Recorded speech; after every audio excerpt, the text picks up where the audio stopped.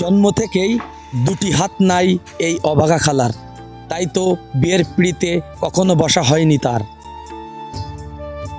খুব ছোটবেলায় মাকে হারিয়েছেন তিনি, তারপর ছোট ছোট ভাই বোনদের বড় করার দায়িত্ব নিজ কাঁধে নিয়ে পুরো সংসারকে গুছিয়েছেন তিনি।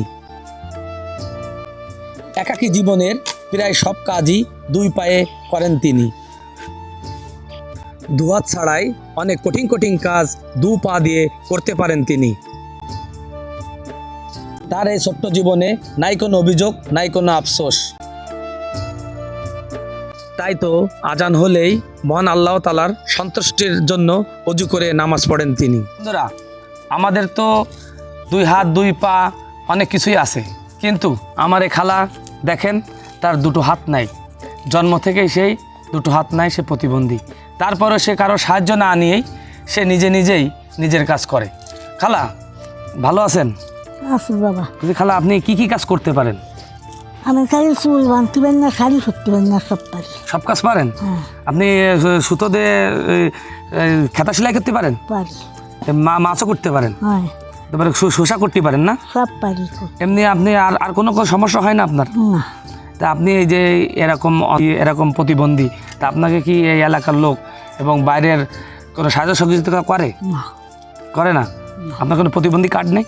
প্রতিবন্ধী কার্ড আছে। প্রতিবন্ধী কার্ড আছে আর এমনি? বহুত কিছু আছে বাবা, আমার দেয় না। তাই? হয়। খালা বলছি কি, এই মাছ করতে আপনার কত সময় লাগে? এই বড় মাছ যে বাবা একটু দেরি লাগে। তাই? আর আমি একটু তাড়াতাড়ি করতে পারি।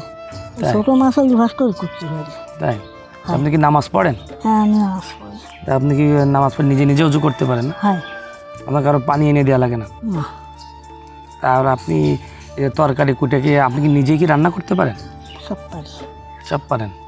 এই ঘর দুয়ার কুড়াইতে পারেন? সব পারি। উঠান? তাই? এই কোনো হাতে ছাড়া শুধু পা দিয়েই আপনি এগুলো করে থাকেন? হয়, আমি সব কিছু কাজ করি।